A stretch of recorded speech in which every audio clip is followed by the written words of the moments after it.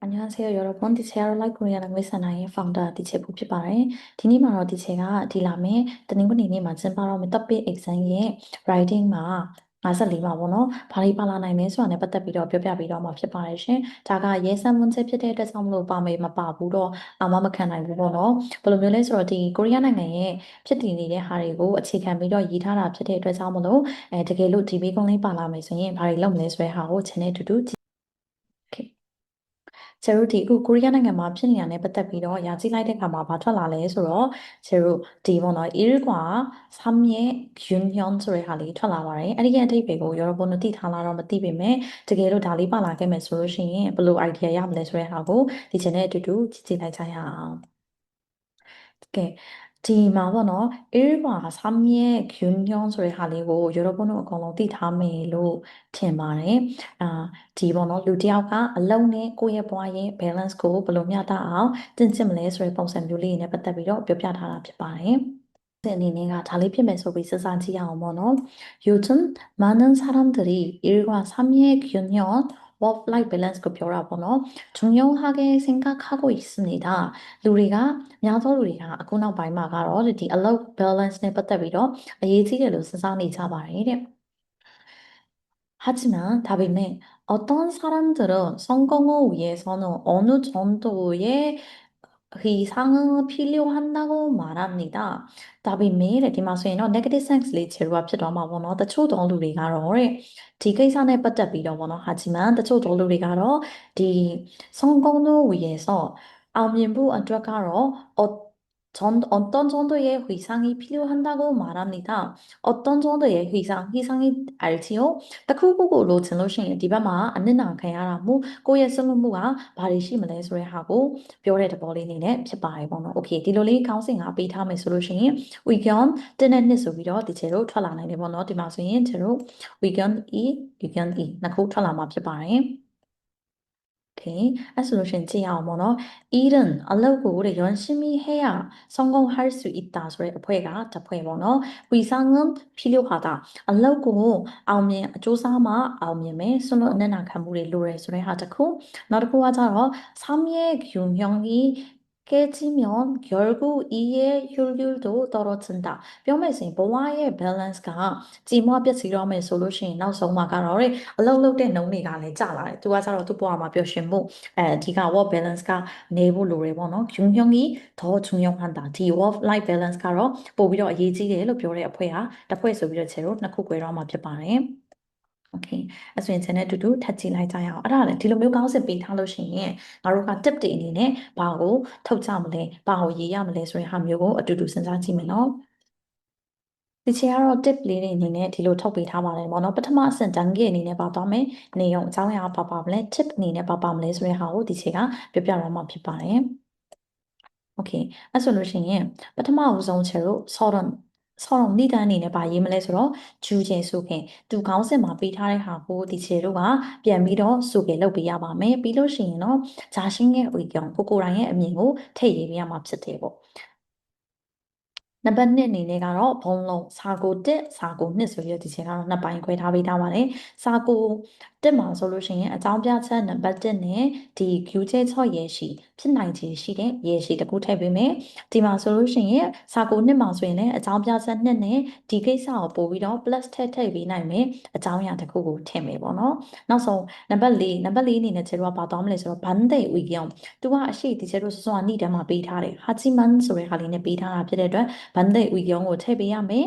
အဲ့မှာဆိုလို့ရှိရင်ဘာလေးတွေကိုထည့်ပေးရမှာလဲဆိုတော့ 반대 ဖြစ်တဲ့အတွက်ကြောင့်မို့ 물론 သေချာပေါက် 아니면 하지만 ဆိုတဲ့ tip လေးတွေကိုဒီကျတော့ကြိုသိထားရမယ်နောက်ဆုံး 결혼 니단မှာ니ကုံမှာကတော့ဘာထည့်မလဲဆိုတဲ့ဟာကိုအတူတူကြည့်လိုက်မယ်ပေါ့နော် 자, tip လေးအနေနဲ့စဉ်းစားပေးထားတာကတော့ ပထမ 첫 문장의 시대적 흐름 얼금 ပြောမယ်ဆိုရင်တော့ ပထမစာကြောင်းမှာကတော့ 디킷 가라야 시즌이의 사장고 태비라 벽강림이고 요즘 많은 사람들이ឧបមាအားဖြင့် အခုနောက်ပိုင်းမှာ လူတွေကတော့ 바바바니네 필라자바네고 마지막 문장 디니단의 နောက်ဆုံးအကြောင်းမှာဆိုလို့ရှိရင် 자기 입장 명확히 ကိုယ့်ရဲ့နေရာကဘာလဲဆိုတဲ့ဟာကိုတိတိကျကျလေးထည့်ရှင်းဖို့လိုတယ်တဲ့ နောက်တစ်ခု 사고의 ပထမအကြောင်းမှာဆိုရင်တော့ 제로가 통장난 이유가 1နဲ့2နဲ့ရှိတာဖြစ်တဲ့အတွက်ကြောင့်မလို့ဒီ 제로가 첫째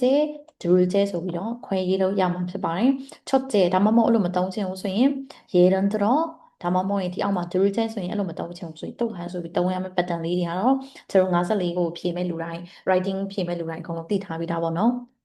အဲ့ဆိုလို့ရှိရင်첫째ဘာရေးမလဲဆိုတော့같은 의견은 사연 같은 연결은 사연ပြောမယ်ဆိုရင်ဒီကိစ္စနဲ့ပတ်သက်ပြီးတော့ကိုကဒီကိစ္စကိုထောက်ခံပါတယ်ဆိုတဲ့ပုံစံမျိုးနဲ့ 같은 연결အတူတကွသုံးမယ် 구체적인 직업 လောက်ကိုယ့်ရဲ့ဒီပေါ့နော်ကိုယ့်ရဲ့ဒီပုံမှန်လုပ်နေကြ직업ကပါလဲ경험အတွေ့အကြုံ사회현ပတ်သက်ပြီးတော့ရေးလို့ရမယ်စာဝေဟောင်းချက်နဲ့ပတ်သက်ပြီးတော့ပေါ့နော်နောက်တစ်ခုစာကုန်နံပါတ်1မှာဆိုရင်တော့သူ့ရဲ့အကြောင်းအရာကိုပဲ plus ထပ်ပြည့်တဲ့အနေနဲ့ဒီချေတော့ထည့်လိုက်မယ်။이와 같이ကွက်လက်ဆိုပြီးတော့ပေါ်လာတယ်ဆိုပြီးတော့ဒီပထမအကြောင်းအရာကို plus ထပ်ပြည့်ပြီးမဲ့အကြောင်းအရာကိုဒီချေတော့ရေးရမှာဖြစ်ပါတယ်။အဲ့ဒါဆိုလို့ရှိရင် okay နံပါတ်4အနေနဲ့သူကပေးထားတဲ့ခေါင်းစဉ်မှာကဟာချီမန်ခေါင်းစဉ်အနေနဲ့ပေးထားတာဖြစ်တဲ့အတွက်သူ့ကိုကွဲထွက်သွားတဲ့အနေနဲ့ချေတော့균열잡은사고력보여주기ဒါကဘာပြောရမှာလဲဆိုတော့ဒီချေတို့ကဒီကိစ္စနဲ့ပတ်သက်ပြီးတော့မှဘယ်လိုသွားမလဲပေါ့균형ဆိုတာဆောဆောပြောတယ် balance နဲ့ပတ်သက်ပြီးတော့မှ사고력 생각하고ရေးပြီးတော့မှ궁리하는 궁리하는 힘ဒီဟာကိုကဘယ်လိုအကြောင်းအရာနဲ့ထည့်ပေးရမလဲဆိုပြီးတော့ topic မှာရနိုင်မယ့်အချက်လက်တွေကိုထည့်ရမှာဖြစ်ပါတယ်နောက်တစ်ခု결혼ဤကုံအနေနဲ့ကတော့ဒီချက်တို့က 입장전이ကိုယ်တိုင်ရဲ့နေရာကို정리လုပ်မယ် 교훈적 문장ဒီဟာနဲ့ပတ်သက်ပြီးတော့မှဘယ်လို정리လုပ်မယ်ဆိုတဲ့문장လေးတွေကိုပြောင်းမှာဖြစ်ပါတယ်နောက်တစ်ခု결혼적으로 네ကောင်မှဖြစ်သွားပြီးတော့네ကောင်အနေနဲ့따라서ဘာဖြစ်ပြီးတော့မှ꼭 해야 한다ဆိုပြီးတော့လုပ်ကိုလုပ်ရမယ်ဆိုတဲ့ပုံစံနဲ့ဒီချက်တို့ကမာမူလီလုပ်မယ်ဆိုလို့ရှိရင်ရပါတယ်ဘယ်လိုရေးမယ်ဆိုတဲ့ဟာကို example အနေနဲ့ချက်နဲ့ကြည့်ရအောင်ပေါ့နော်배အနေနဲ့ဒီလိုလေးအလုံး620ဝန်းကျင်စာနဲ့ဂျွန်းကုတ်နဲ့ကိုကုတ်ကိုအဓိကထားပြီးတော့ရေးထားပြပါတယ်နော်အခုတလုံးမှာဆိုရင်တော့ work life balance ဆိုတဲ့စကားလုံးကိုလည်း자주 들린다အများအပြားကြားရပါတယ်တဲ့많은 사람들이စောစောပြောသလိုပဲအခုမှခေတ်စားနေတဲ့ဒီလူတွေကအခုခေတ်မှာဘယ်လိုလုပ်နေလဲဆိုတဲ့ဟာမျိုးကိုဒီချက်တော့많은 사람들이လူအများစုကဆိုပြီးတော့ထည့်ပြလိုက်တယ်일보다အလုပ်ထပ်ပို့ပြီးတော့မှ자신의 행복과ကိုယ်တိုင်ရဲ့ပျော်ရွှင်မှုနဲ့여가 시간은 더 중요하게 생각한다. 뼈매 솔루션 디제로가 자신의 행복, 고고라의 뼈실문에 여가 시간 뽑이러마 예지대로 그게 루비가 칠라네. 그러나 다자물로 저는 짠너가로서 비고고라의 내야고 법야메 로디체야 예피아다나 뼈대도 저는 소에 디 법야 찰리로레 뭐너 1과 3의 디 알라운의 바와의 균형도 중요하지만 밸런스도 예지비메 두아자로 목표는 이루기 위해서 꾸의 이회사고 양보하죠. 어느 정도의 이상은 필요한다고 생각한다. 어느 정도. 땅이나 바꾸에 숨는무 없는 아가무가 로아테로 제말에 소비가 제가 니다만 살아있대. 다로 소에서 소아디 제로 별아래 나바데 찬네 나만네 차 디가오 차피 매수에 하리고 제로 이루냐래. 누가 첫째 니네 바이라레서 꿈은 이루기 위해서는 디마두의 뒤가 목표를 이루기 위해서ဒီကိုယ့်ရဲ့ရည်ချက်ကိုရောက်ရှိဖို့အတွက်ဘာတွေလိုလဲဆိုတဲ့ဟာကိုသူကအကြောင်းပြချက်နှစ်ခုနဲ့ထောက်ပြမှာဖြစ်ပါတယ်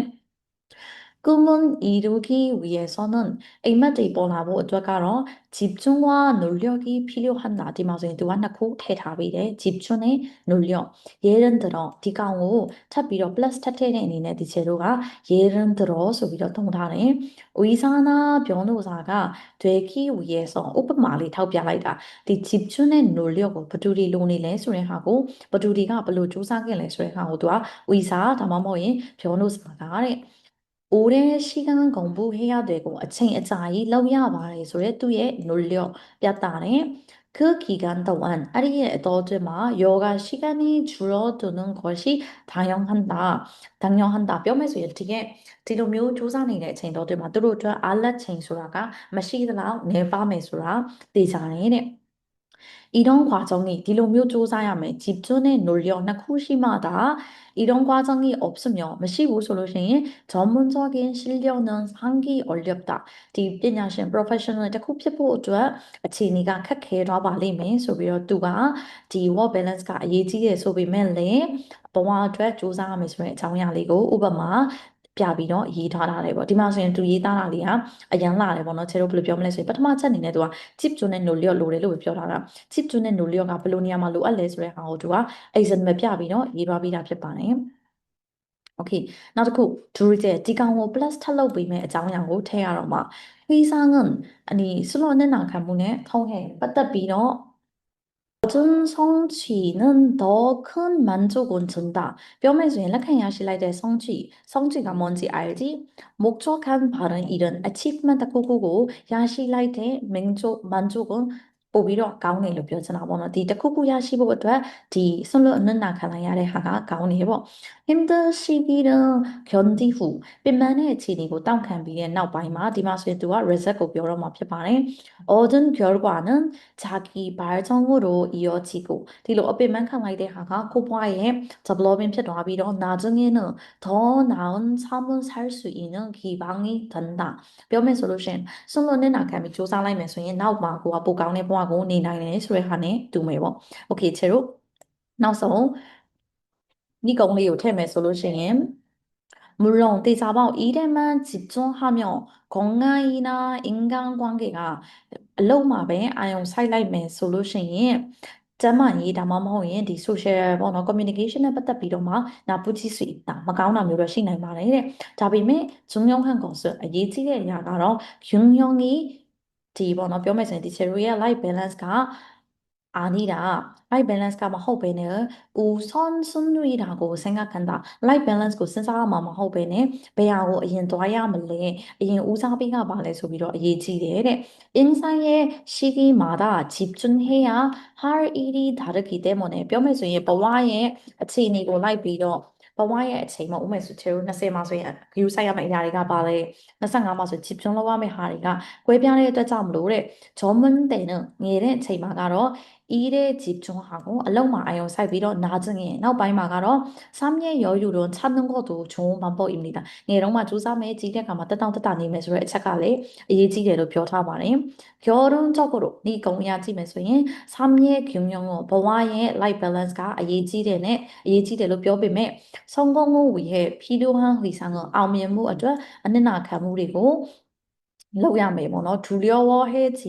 두려워해서는 안 된다 짱님의 수인어미야 보거너 잠시의 불평함은 카나다더의 불평 세마비무가로 결국 나서마가로 더 큰 행복으로 돌아갈 수 있기 때문이다 뼈매수인어 두가 카나나 오피면 카나이 나바이마가 심지게니하고 약도함이 소비어디 제가 뒤로 드래프리 예비하다ဖြစ်ပါတယ်다 솔루션이 제로가 디 가운신 리다 parlamentဒီလိုရေးမယ်ဆိုတဲ့ဟာလေးကိုရရှိတော့မှာဖြစ်ပါတယ်။ဒါကြောင့်မလို့တခြားသောရေးစမ်းမွန်းချက်တွေနဲ့အတူတူကိုရီးယားစာနဲ့ပတ်သက်ပြီးတော့လေ့လာချင်တယ်ဆိုရင်တော့ like Korean language ဆန္ဒလေးကို follow လုပ်ထားပြီးဖို့ပြောချင်ပါတယ်ရှင်။ကျေးဇူးတင်ပါတယ်감사합니다